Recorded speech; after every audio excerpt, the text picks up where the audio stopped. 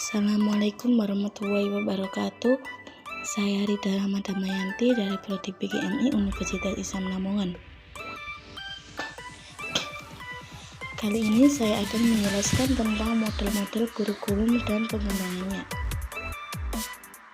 Model-model konsep kurikulum. Pengembangan kurikulum harus sesuai dengan model kurikulum yang dikembangkan. Setidaknya ada 4 model kurikulum yang banyak digunakan untuk menjadi acuan dalam pengembangan kurikulum. Nah, model yang pertama yaitu kurikulum subjek akademik. Kurikulum subjek akademis merupakan salah satu model kurikulum yang paling tua. Pemakaian kurikulum ini lebih menekankan kepada materi pelajaran dan bersumber dari pendidikan klasik, yang mana bahwa kebanyakan semua ilmu pengetahuan, teknologi, dan nilai-nilai budaya telah ditemukan di masa lalu. Nah, model kedua yaitu kurikulum rekonstruksi sosial.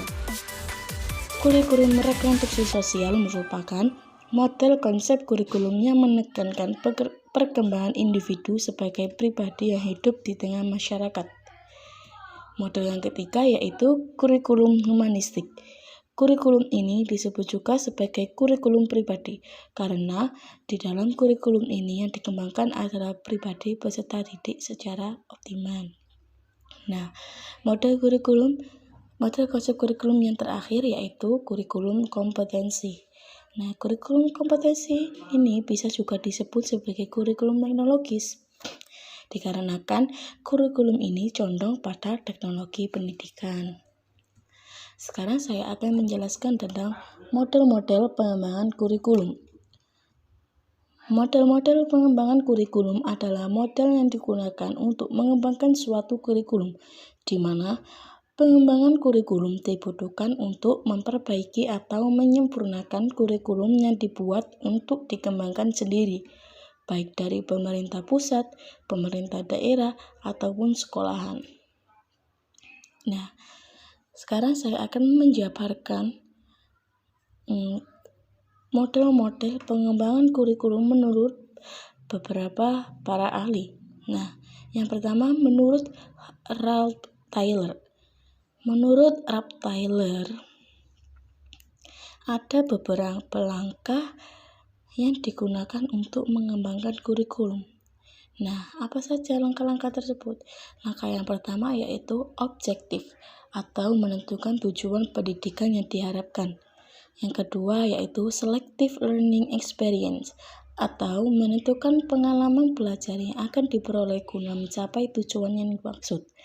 Yang ketiga yaitu organizing learning experience, yaitu mengorganisasikan pengalaman belajar yang akan diberikan. Yang terakhir yaitu evaluation atau mengevaluasi efektivitas pengalaman belajar guna mengetahui tujuan pendidikan yang telah dicapai. Nah, yang kedua menurut Hilda Doba. Menurut Hilda Doba, ada beberapa proses pengembangan kurikulum yang dapat dilakukan, yaitu yang pertama, dimulai dengan mengadakan unit-unit eksperimen bersama guru-guru. Yang kedua yaitu di dalam unit ini diadakan studi yang seksama tentang hubungan antara teori dan praktek. Yang ketiga, perencanaan didasarkan atas dasar teori yang kuat. Yang keempat, dan pelaksanaan eksperimen di dalam kelas menghasilkan data-data yang digunakan.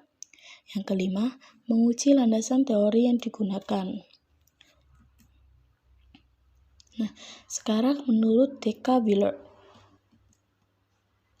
Menurut D.K. Wheeler, ada beberapa langkah model pengembangan kurikulum.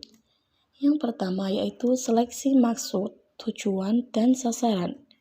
Yang kedua, seleksi pengalaman belajar untuk mencapai maksud, tujuan, dan sasaran. Yang ketiga, seleksi isi melalui tipe-tipe tertentu dari pengalaman yang mungkin ditawarkan. Yang keempat, organisasi dan integrasi dari pengalaman belajar dan isi yang berkenaan dengan proses belajar mengajar. Yang kelima yaitu evaluasi dari setiap fase atau masalah tujuan-tujuan. kontribusi Wheeler terhadap pengembangan kurikulum adalah untuk menekankan hakikat lingkaran pada elemen-elemen kurikulum. Proses kurikulum tampak lebih sederhana apabila suatu indikator memberikan langkah-langkah lingkaran yang bersifat kontinu atau berkelanjutan dan memiliki makna responsif terhadap perubahan-perubahan pendidikan yang ada. Nah, sekarang menurut Beckham ada beberapa langkah yang dikemukakan dalam proses pengembangan kurikulum, yaitu langkah yang pertama yaitu menetapkan wilayah atau area yang akan melakukan perubahan kurikulum. Wilayah itu bisa terjadi hanya pada suatu sekolah atau madrasah, bisa jadi satu kecamatan, kabupaten, atau kota, atau mungkin tingkat provinsi atau tingkat nasional. Nah, yang kedua yaitu menetapkan personalia, yaitu pihak-pihak yang terlibat dalam proses pengembangan kurikulum. Yang ketiga yaitu menetapkan organisasi dan prosedur yang akan ditempuh, yaitu dalam hal merumuskan tujuan umum dan tujuan khusus. Yang keempat, implementasi kurikulum. Nah, pada tahapan ini perlu disiapkan secara matang berbagai hal yang dapat berpengaruh baik secara langsung maupun tidak langsung terhadap aktivitas penggunaan kurikulum, seperti pemahaman guru tentang kurikulum, sarana atau fasilitas yang tersedia dalam manajemen sekolahan. Nah, yang kelima itu melaksanakan evaluasi kurikulum. Evaluasi kurikulum ini menyangkut evaluasi terhadap pelaksanaan kurikulum oleh guru-guru di sekolah, evaluasi terhadap desain kurikulum, evaluasi terhadap keberhasilan siswa, dan evaluasi dari keseluruhan sistem kurikulum. Yang terakhir yaitu menurut Roger. Menurut Roger ada beberapa model yang dikemukakannya, yaitu model pertama mengembangkan bahwa kegiatan pendidikan semata-mata terdiri atas kegiatan memberikan informasi atau isi pelajaran dan ujian. Nah, hal ini berdasarkan asumsi bahwa pendidikan adalah evaluasi dan valuasi adalah pendidikan, serta pengetahuan adalah akumulasi materi dan informasi.